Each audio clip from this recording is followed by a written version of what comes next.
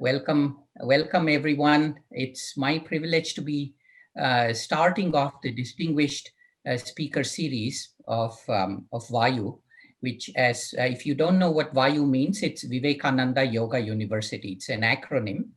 It also refers to a fundamental concept in yoga, which is the internal energy, which is harnessed through the breath. And the name for breath in Sanskrit is Vayu. So it's a bit of a play on words on our part.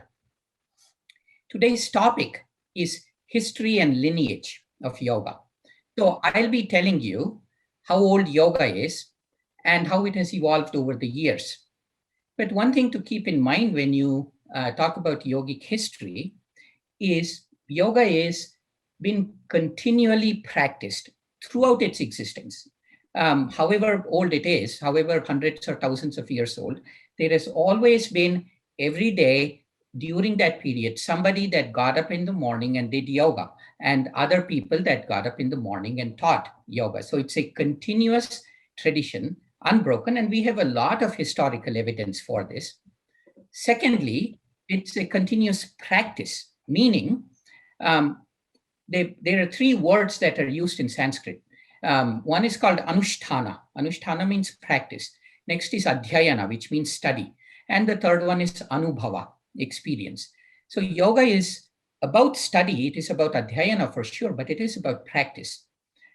And therefore, there have been over the period of yoga's existence, hundreds of thousands of teachers, each of whom have slightly modified yoga according to their own inspiration. So traditions, schools, expressions have come and gone, hundreds of them, thousands of them, we don't know.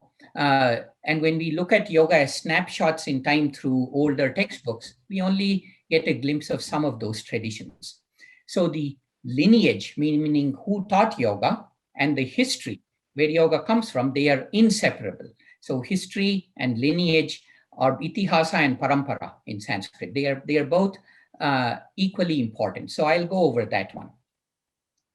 Now, another point I want to make is we don't learn history. That's a little bit pointless. We learn from history. That is far more to the point.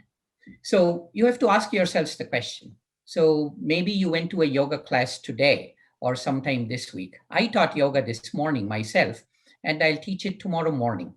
When you went to class, maybe you took your yoga mat, you did trikonasana, triangle pose, maybe sarvangasana, shoulder stand, maybe shavasana, deep relaxation, and so on. If you went to a yoga class in an ashram in India, among the Himalayas 500 years ago, would you do the same thing that you did in your yoga class today here in, say, California or New Jersey or Bangalore or Delhi? Maybe, maybe not. We'll talk about that. I'll spend some time talking about that.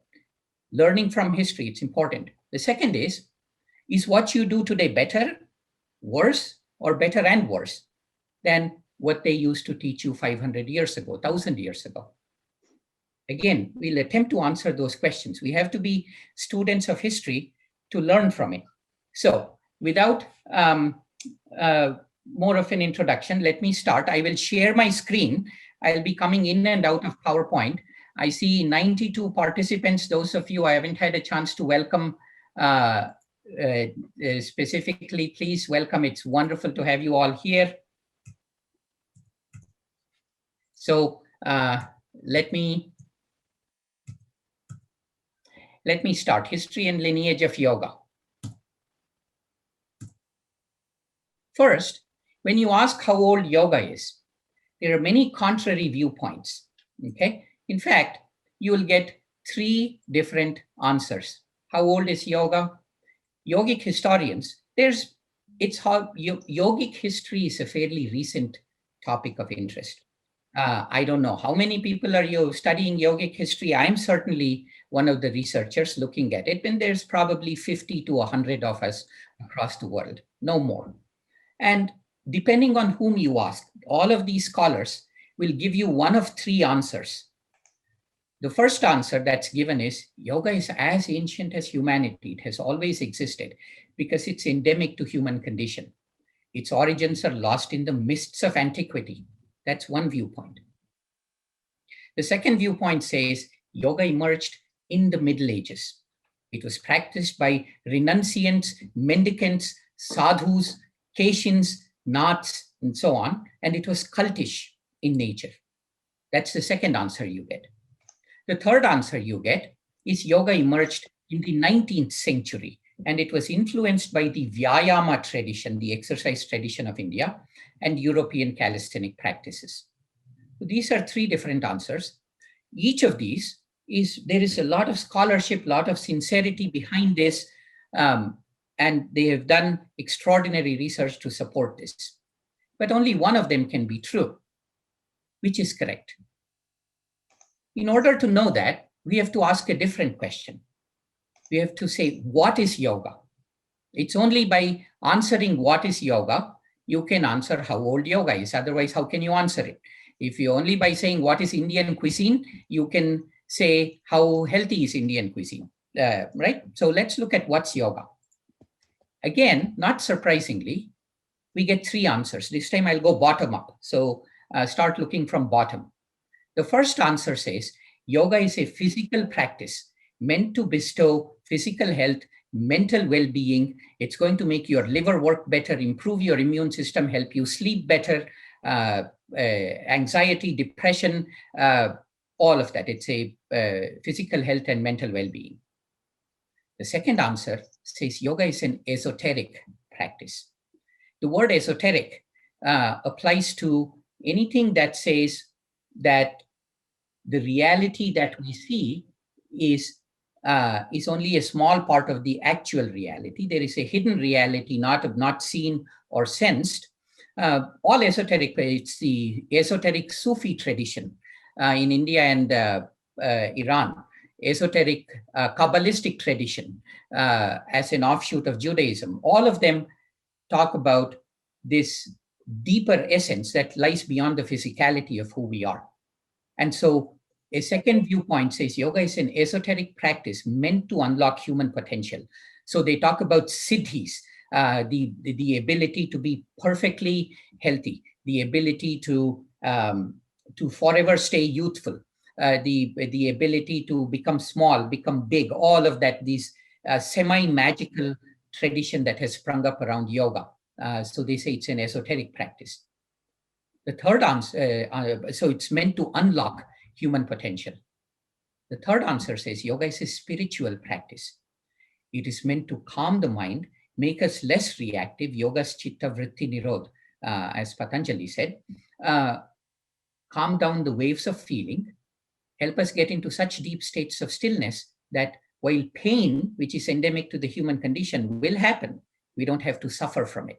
So the third viewpoint says yoga is a spiritual practice meant to transcend the human condition of pain and suffering. Again, which is it? Now, when you line up what is yoga with how old is yoga, this is what you see. Researchers that approach yoga as a spiritual practice, they say that yoga is ancient. Researchers that approach yoga as an esoteric practice having to do with prana and nauli and the bandhas and detoxification, eternal youth, siddhis and so on, they say yoga is about 1,000 years old. People that approach yoga as a physical practice of asanas, they say yoga is about 200 years old. Now, this is where we have to step back as researchers, as historians. What we have to recognize is yoga is all three. There is a very famous observation about yoga, that yoga is like an ocean. If you go to the ocean with a small cup, then you can get a cup full of water. If you go to the ocean with a big bucket, then you get a big bucket of water. But instead, if you go jump into the ocean, then the entire ocean becomes yours. So it's the same here, that if you ask yogic practices, if you set as an outcome that I want to improve my health, then that's what you will get. If you ask yogic practices to say, I want to unlock my hidden potential, then that's what you'll get. If you go to yogic practices and say, I want to ask the big questions, I want to solve the big problems of life, transcend pain and suffering, then that's what you'll get.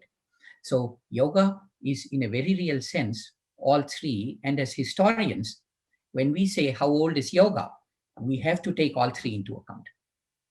Okay, so with that, let me dive a little bit deeper into yogic history. Like any history, if you look at history of Western civilization, you can say there is a prehistory. This was before Greeks. We didn't know what happened. Then there is a classical period in Western civilization, that's Greeks and Romans. And then there is a intermediate dark ages. And then there is a modern history. Yoga is very similar. It has a prehistory, it has a classical history where we know a lot, and there is an intermediate period where nothing is clear. And then there is the modern age. I'll trace it to you step by step. It's very, very interesting.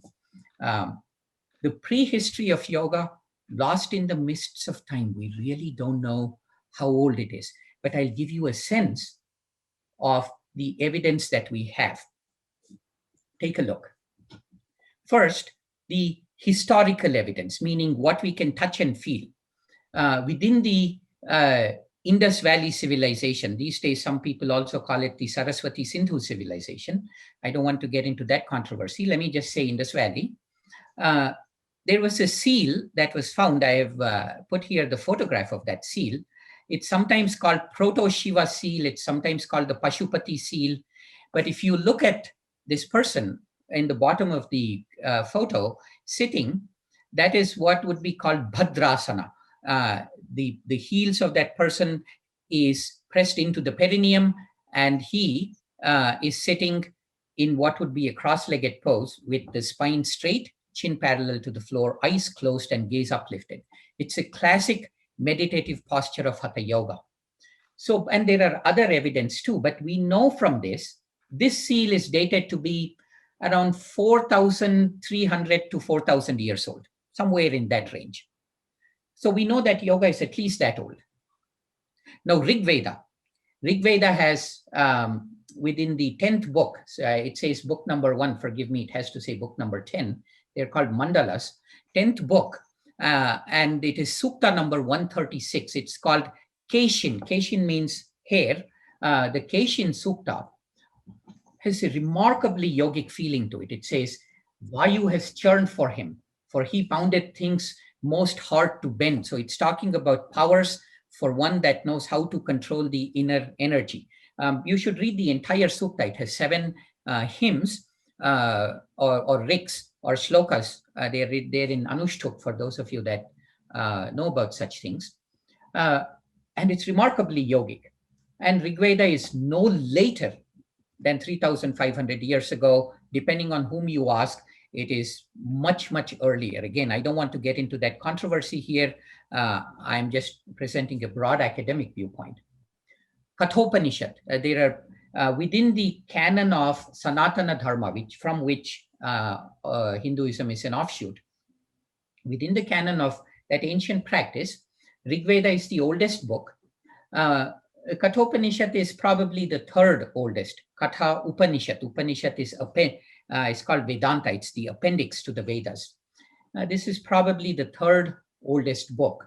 And in it, it's written, this firm holding back of the senses is what is known as the yoga. It talks about yoga as sensory withdrawal, or pratyahara, as it's called in the Yoga Sutras. Shvetashvatara Upanishad, that's in the 4th set of yogic texts. Vedanta again, and it talks here again about a meditative posture. So this is, again, all of these easily takes yoga back to between 4,000 and 5,000 years old. And there is much more evidence. We'll soon in Vayu, we'll have a course on historical studies in yoga, but I wanted to give you a sense of where yogic prehistory comes from, okay? Now, in historical times, meaning this is classic yoga, we have 2 major sources. One is the famous Bhagavad Gita. Those of you that are not familiar with it, it's often referred to as the Bible of India. It's beloved, it's inspired. Thousands of people across thousands of years, it's still studied everywhere in the world. Again, we don't know how old it is. The most conservative date is that it's 2,700 years old. The more accepted date that is that it's closer to 5,000 years old. Nonetheless, we have Bhagavad Gita and then the Yoga Sutras. That's the textbook of yoga. The Bhagavad Gita talks about basically it's about enlightenment, or jnanodaya as it is called. It says that you can use your body and work selflessly. That is a kind of yoga. You can use your intellect, jnana, and you can use that to purify your heart. That is yoga. You can directly purify your heart through devotion to something higher than you. That is yoga too. And it talks about Raja Yoga. It says, work with your breath. Work the apana current, meaning the downward exhaling breath, and the prana current, the inhaling breath. Join them together. That is yoga too. So this is very well documented. Then we have Yoga Sutras, probably the most important text on yoga. Sutra means aphorism. It's a very pithy, think of it as a mathematical formula. If you look at a formula such as E equals mc squared, and if you are a physicist, that one single formula will tell you enough, which would have taken 300 pages to write down. Yoga Sutras are like that. They are very, very compact formulas. For yoga asanas, it stays sthira sukham asanam. And within that formula is contained many hints for how to practice yoga. But nonetheless, it is a science of the mind. It talks about moksha, liberation. It talks about the technique of moksha, which is Ashtanga Yoga. It talks about the description. It's called Kaivalya. It talks about a state of superconsciousness called Samadhi. Nature of God called Ishvara. Cause of suffering called Klesha. Signs of spiritual progress called Siddhis. Obstacles to practice called Antaraya. All of these are part of the textbook of Raja Yoga. Wonderful. Again, we'll study that quite a bit in Vayu. In fact, almost any yoga program, there are many in the United States, they all study Yoga Sutras. It's the seminal central text. Now, then comes a mysterious time from Patanjali's time, that is Yoga Sutras, until about 500 AD. We don't really know what happened. There are many indications that yoga was practiced, but there isn't any documentary evidence.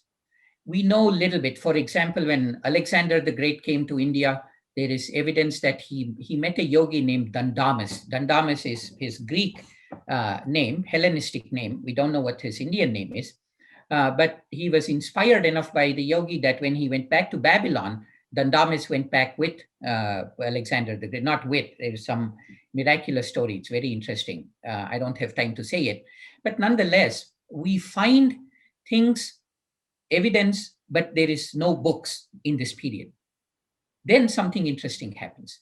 Around 500 AD, what we call as Hatha Yoga suddenly comes, fully formed. It doesn't evolve. It's like the pyramids of Egypt. One day it's not there, next day it's suddenly there. It's that kind of abrupt transition. And it is credited to a yogi named Matsyendranath. And Ardha Matsyendrasana, for those of you that practice yoga, it's named after him. He belonged to a group that called itself as the Naths. Nath means Lord, so presumably they were devotees of Shiva, Maheshwara. And they practiced a form of yoga that is recognizable today. You could go into a yoga studio and chances are you'd be practicing some of those. So it has a direct link to the present. They did purification techniques, they did asanas, pranayamas, I'll tell you more about it. They also practiced extreme austerities, meaning extreme self-denial, even to the extent of not even wearing clothes. You will see descendants of Matsyendranath, even today, during every Kumbh Mela, the great gathering that just finished in India right now. These Nath sadhus, they're called Naga sadhus. There is a descendant of one of the many branches. They exist even today, but it all started, historically speaking, around 500 AD. And then in the next 1300 years, so many textbooks on Hatha Yoga were found. They are all written in Sanskrit.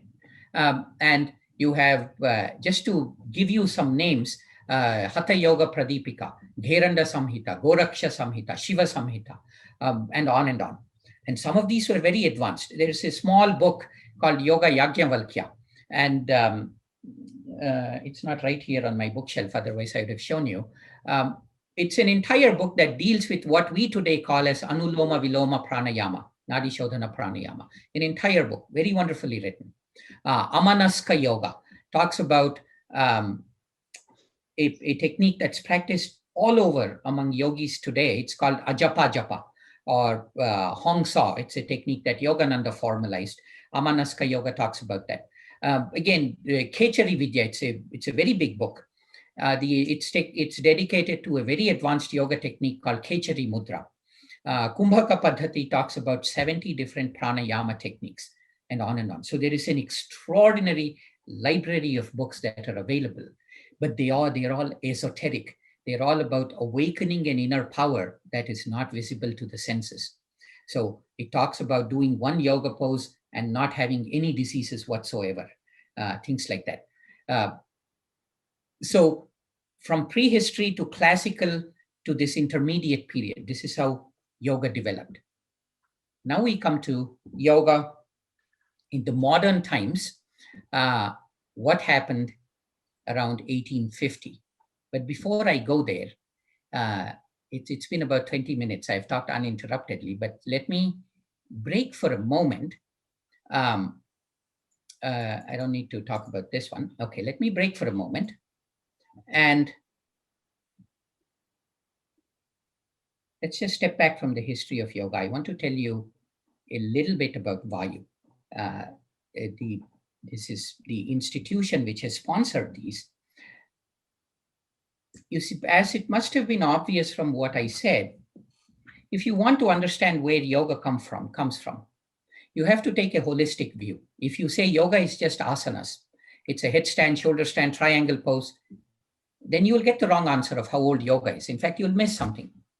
If you say yoga is very, very ancient and it was only practiced by Krishna and then that's how we should practice, again, you'll miss something. Or if you say, I am in yoga just to fly in the air and acquire esoteric powers, again, you'll miss something. Yoga has to be studied holistically. And our vision in Vayu, in Vivekananda Yoga University, was to provide an objective, scientific, academic space where anybody that's interested in yoga can study not some of yoga, but all of yoga. So when you come into Vayu, you will study all the three aspects that I just mentioned: Anushtana, practice; Adhyayana, theory; and Anubhava, experience. So at the end of our Master of Science, you will be able to teach yoga. You will, if you wish, for a little extra work, you will get a degree in yoga therapy. You will study all of these Bhagavad Gita, Yoga Sutras, Hatha Yoga Pradipika, Gheranda Samhita. You will study all of those. It's required study. And you will also study science, how to conduct a yoga experiment. Let's not take what somebody wrote just because it was written 2,000 years ago. Let's verify it for ourselves. You will get the skills to conduct the experiment. You learn the mathematics. As Dr. Rajni was saying, I'll use it as a statistical parameter because she's a yogi and a statistician. And so we'll teach you all of that. And if any of this is remotely interesting to you, those of you that are attending this webinar and not yet students of Vayu, then certainly ask us questions at the end of this webinar. We'll all be more than happy to answer you. And also go to the website, look us up. All of us founders and including, in fact, most especially Mr. Babubhai Gandhi and Mr. Chakrapani, we've all dedicated decades of our lives to looking at yoga in an objective way. And so we are in it because of the passion. And so hopefully you'll get inspired by it too. So that's my little commercial for Vayu. So let's just for 30 seconds, go get yourself a glass of water.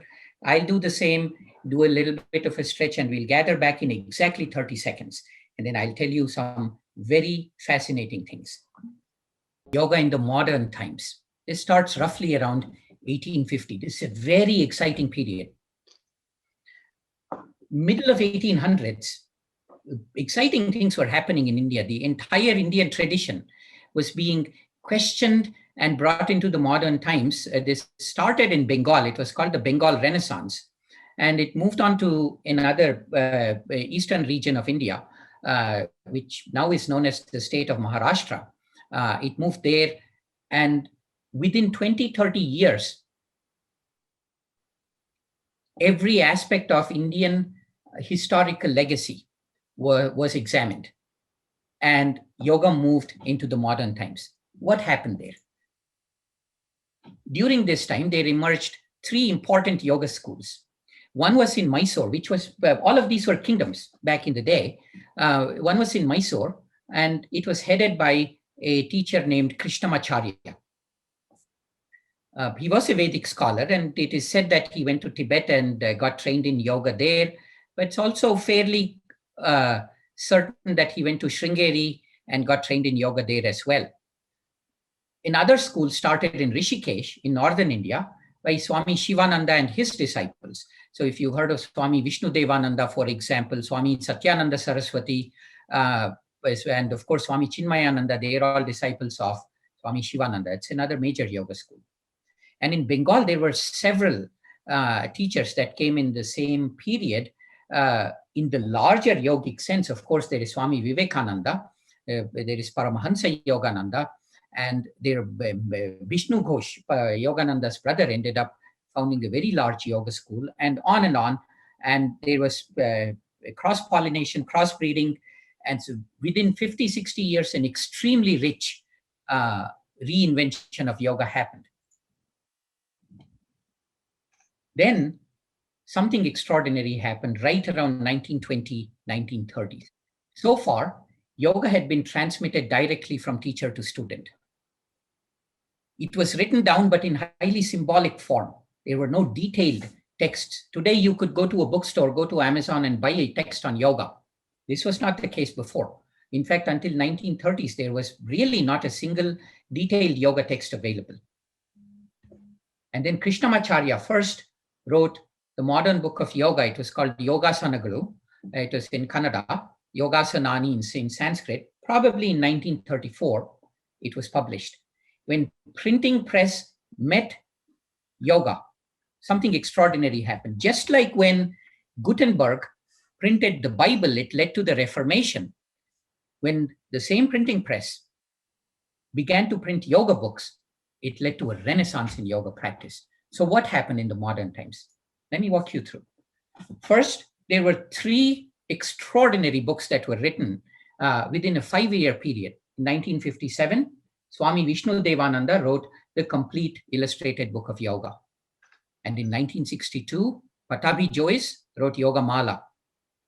And in 1966, V.K.S. Iyengar wrote Light on Yoga.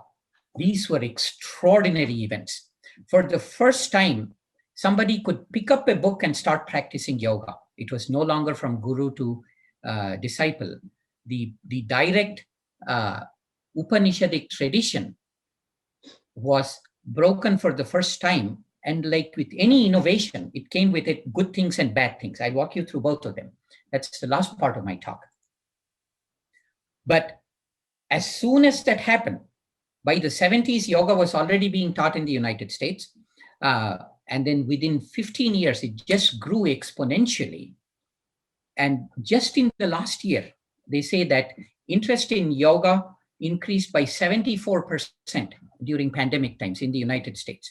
Now, there is easily identifiable anywhere between 36 to 48 million people, a full 1 in 10 or 1 in 8 people in the United States have either practiced yoga or practice it in a consistent way.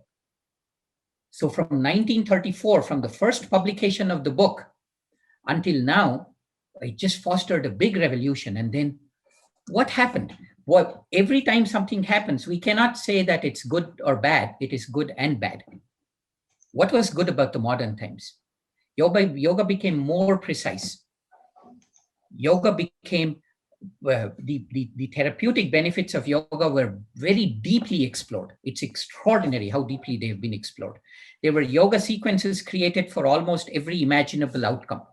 Yoga was never this precise before. A teacher would teach you and customize it for what you wanted. Now you can pick up a yoga book and say, yoga for diabetes, yoga for cancer, yoga for insomnia. You can say yoga for a basketball player, yoga for a football player, yoga for tennis, yoga for runners, prenatal yoga, postnatal yoga. This level of precision in yoga has been unprecedented. And it's an extraordinary achievement in the last 200 years. But something was also lost. What was lost? Let's look a little bit closely. Pay close attention to this. When yoga was written down, it was received primarily as a physical practice, meaning asanas. Asanas meaning the yoga poses. But the fact that asanas was only a small part of a much larger system, that insight was lost, meaning the esoteric aspects and the spiritual purpose of yoga was de-emphasized. Not because the teachers didn't know. Of course, Iyengar was a great teacher. He knew all of this. So was Pattabhi Jois and Vishnu Devananda and Swami Kriyananda and all the great teachers of yoga. They knew this, but it couldn't be written down. If I teach Kapalabhati pranayama, I would teach it differently even in this Zoom room. I would teach Kapalabhati in 5 different ways, depending on who you are. And I would say, for one of you, practice it in the evening in a slow speed. For one of you, practice it in the morning in a fast speed. So there is no one size fits all. So they didn't write it down. But when readers read it, they thought yoga was only a physical practice. So an ancient system that used the body and breath to unlock human potential and to transcend the human condition became a way to simply achieve flexibility, strength, and restful sleep. So you took a broad funnel and narrowed it down to a very small outcome. Let me prove that to you. Look at the number of asanas, yoga poses in each of these texts that I just mentioned. The one to the right is the original text by Krishnamacharya. He teaches 120 asanas. Swami Vishnu Devananda teaches 220. Pattabhi Jois teaches 220. B.K.S. Iyengar teaches 200. Was this always the case? I asked you before. If you practiced yoga in the Himalayas 500 years ago, would you learn Virabhadrasana too? Would you learn Natarajasana? Maybe you would, maybe you wouldn't, but evidence seems to indicate something different. Let's look at that. Let's go back a few hundred years and look at a text, Gheranda Samhita, that was written in the 17th century. How many yoga poses do you think it has? 32. Let's go back 200 years before that, Hatha Yoga Pradipika, 15th century. How many yoga poses do you think? 15, probably 16, depending on how you count. Let's go back 100 years before that, Shiva Samhita. How many yoga poses? Are you surprised? Just 4. Just 4. 6th century, Goraksha. How many? 2. 3rd century BC, Patanjali, Yoga Sutras. How many? 0. Whereas today, every great master of yoga teaches around 200 poses. What's going on? And it's wonderful. We can't say those 200 poses are bad. How could it be bad? We all reap the benefits of it. But yet, the older masters chose not to teach it. So what is going on? Let's take a look. Yoga is much more than just yoga poses. That's what was lost. So let's see. There's actually one of my students. Yoga begins with something known as Shat Karma. Shat means 6, Karma means action, or Shat Kriya. It's a way of purification. So there are around 6 purification practices. They are very integral to yoga. Nadi, Neti, Dauti, Basti, Kapalabhati, Trataka, Nauli, all of those, these are very integral to yoga. Especially in the West, hardly anybody practices them. Even in India, If you go to Vivekananda Yoga or Bihar School of Yoga, they will teach you. But if you go to a random yoga studio somewhere, very few people teach it. Neti, of course, is more commonly practiced in India, but in general, they don't realize the importance of this. These eliminate toxins and they awaken the internal organs and make us ready for yoga. Then you do the yoga poses. They awaken the inner energy. They give you all the physical benefits. They reduce physical restlessness, increase flexibility, increase strength and everything. Then you have a set of deeper practices called mudras and bandhas. I'll just call them yogic locks. I don't have time to talk very deeply about them, but just know that they are there. They take our inner vitality, the prana, the breath, and take it deep into where it comes from, some sushumna, deep into the spine. They awaken the digestive fire, create inner stability, calmness. Just Thursday, I was teaching a yoga class where in 20 minutes, we were able to become very peaceful, ready for meditation. And it's very, very good in eliminating restlessness. It's not magic or anything. These are just practices. It's like jogging, bicep curls. It's very, very scientific. So there's nothing mysterious about them. And then at the top of the yogic pyramid, at least hatha yoga or pranayama. With this, you can take an elevated heart rate, begin to slow it down, not stop your heart or anything. I'm not talking about that. I'm just saying, you can reduce your resting heart rate. Your lung capacity will improve. But more importantly, the mind will enter a deep, deep state of stillness. You'll be amazed how about 3 breathing practices can take you into a deep state of calmness. You see, this combination is yoga, not simply yoga poses. Then how many poses should you learn? Remember, I said we cannot learn history, we have to learn from history. What does history tell us? Not that many. Around 30 is sufficient. After all, the famous texts 300, 400 years ago, they taught a few poses. Here, I'll give you a few examples. Janushirasana, Paschimottanasana, Padahastasana, Bhujangasana, Dhanurasana, Urdhva Dhanurasana, Matsyasana, Mayurasana, Ardhamachendrasana, Setu Bandhasana, Viparita Karani, Sarvangasana, Shirshasana. I'll tell that in English.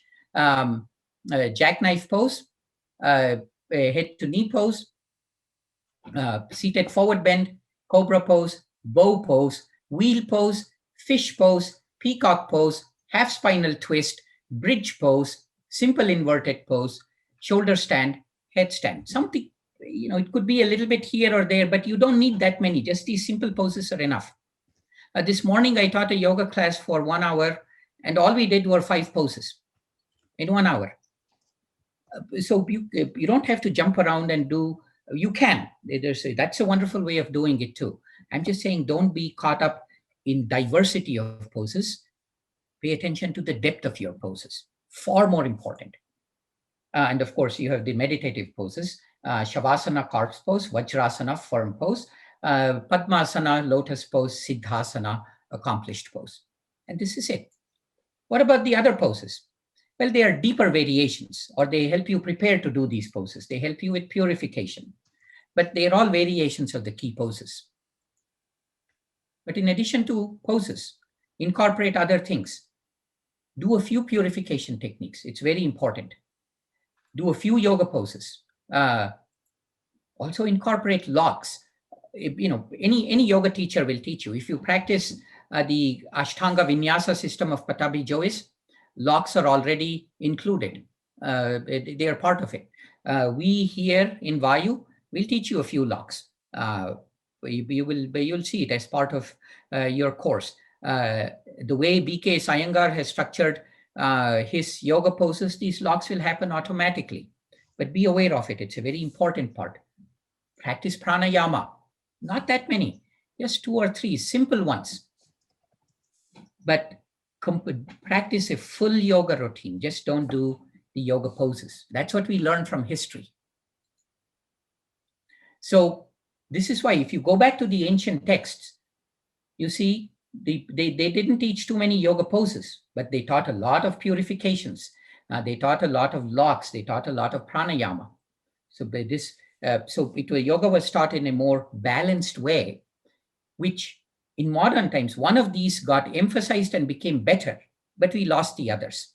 So we have to take best of old and new. And that's part of what we emphasize at Vayu as well. How am I doing on time? Oh, good heavens. So yoga in its very deepest expression is an ancient, continuously practiced, evolving system. And in our times, yoga has become widespread but diluted. So we turn to history to have a well-rounded practice, but most of all, learn to ask the great big questions of yoga. Don't stop by saying, I go to yoga to get my hamstring stretched.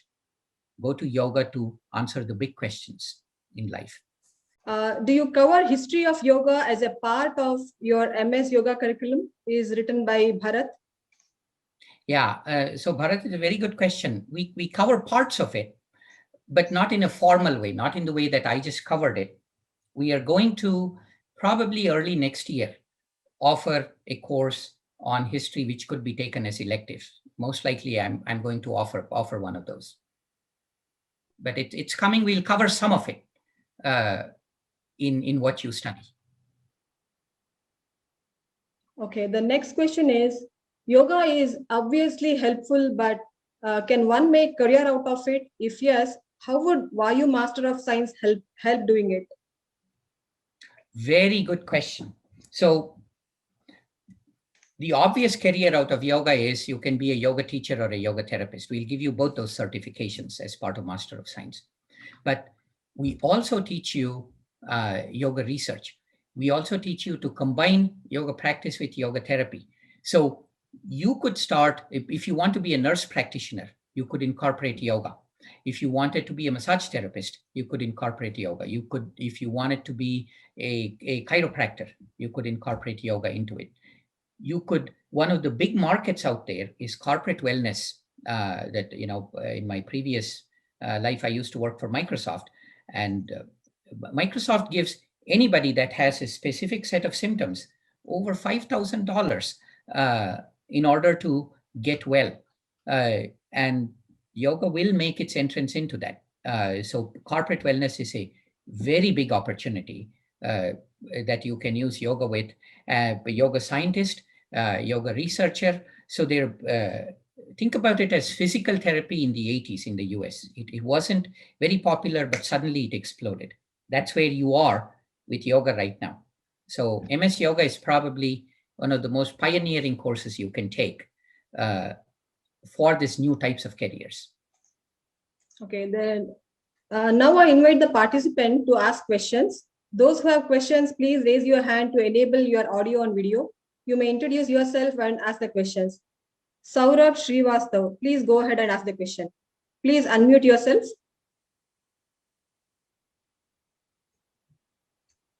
Please unmute.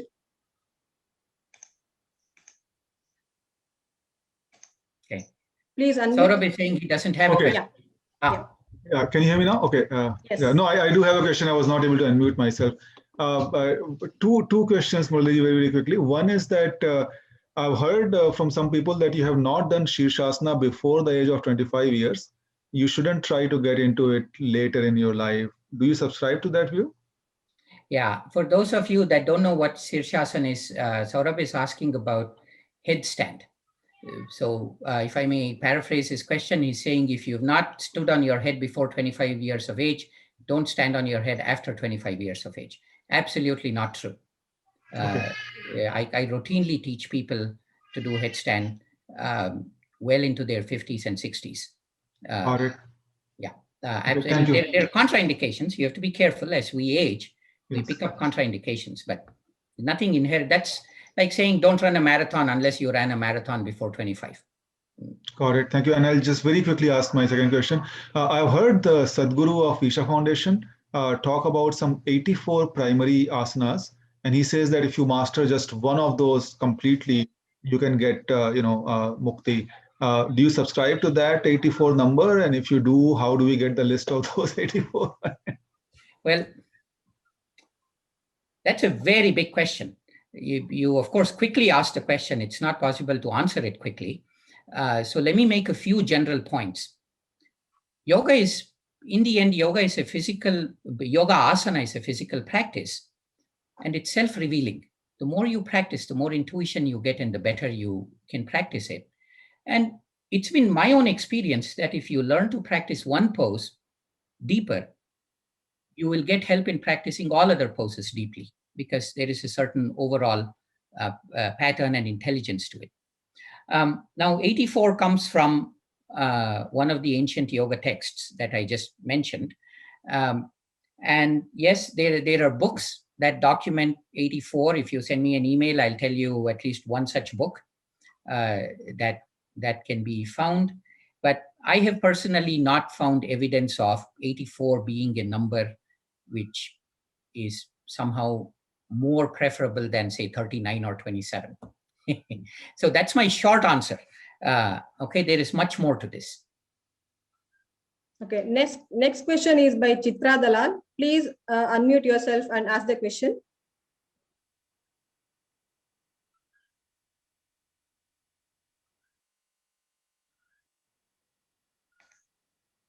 Please unmute yourself. Yeah, I couldn't unmute myself. Yeah, namaste. So as you said that we lost the spiritual purpose nowadays. So how to bring in today's time? Well, it's my comment was not so much about humanity losing the spiritual purpose. I'm not a moral teacher or anything.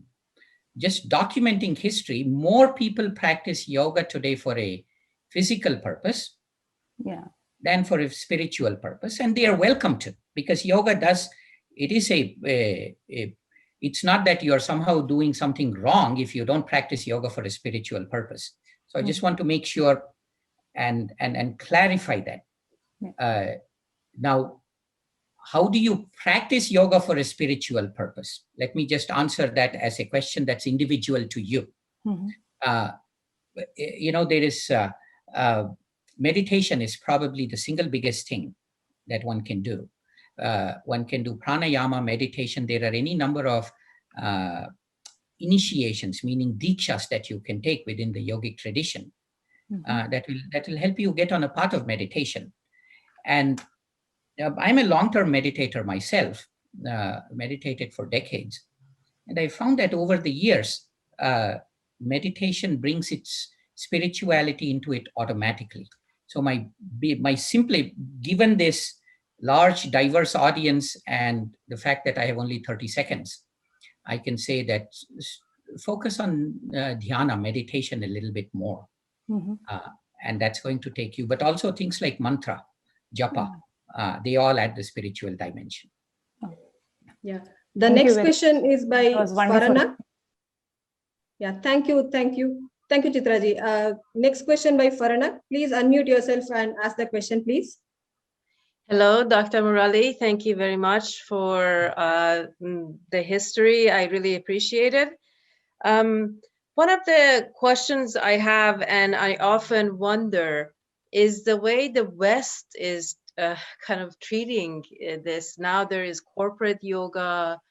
There is, they call yoga lattes. They mix the Pilates and yoga, and I honestly, I got my 200-hour teacher training from Iyengar Yoga Institute, and I really appreciate that. That's just like the best thing I've ever done for myself. But I honestly believe that the true essence of yoga, there has to be some kind of a respect for that, and that kind of almost gets lost in the West.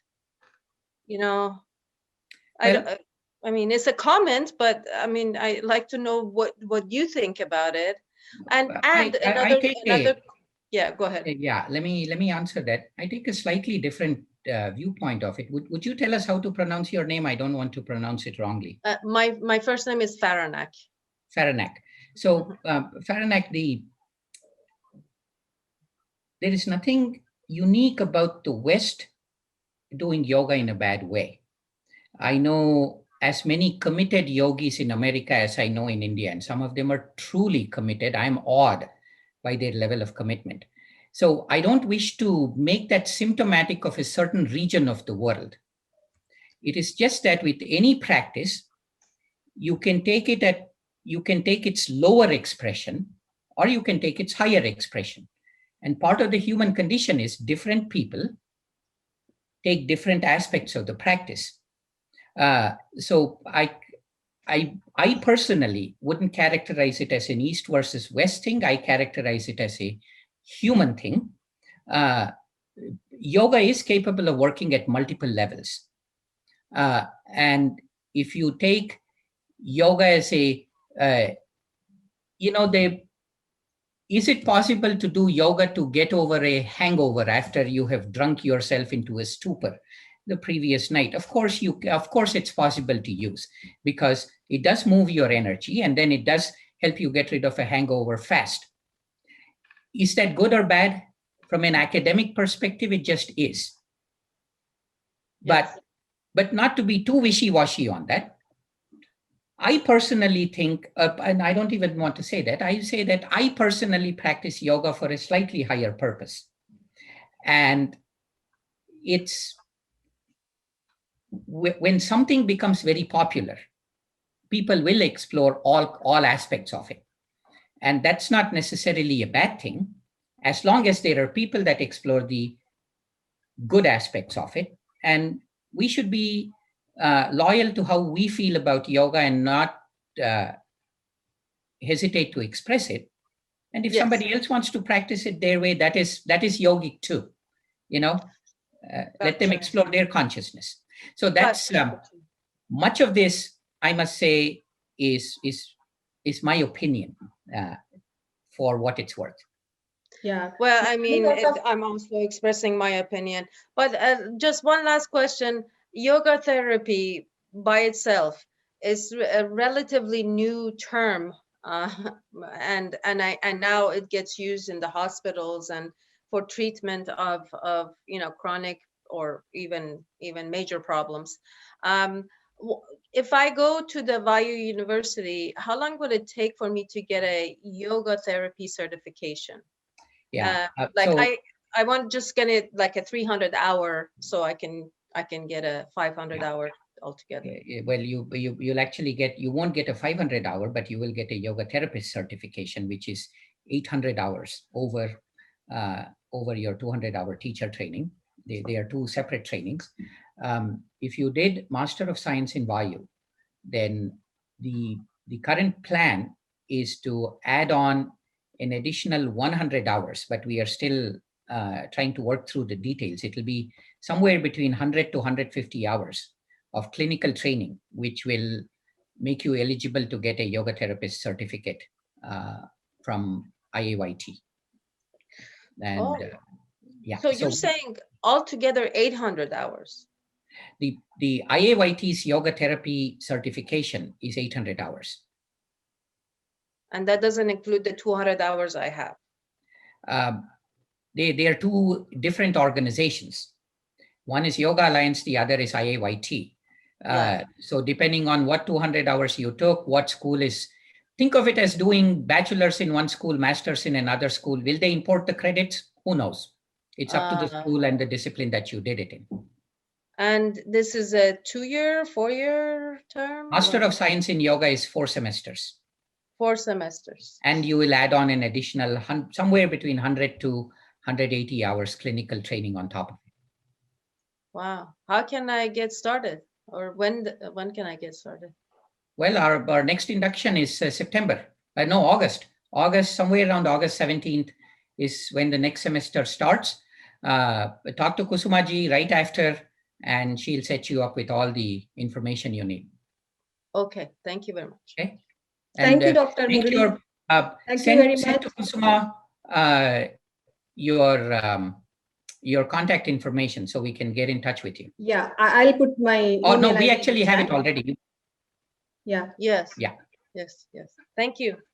Yeah, thank you, Dr. Murali. It's challenging to cover such a wide topic in a short span of time.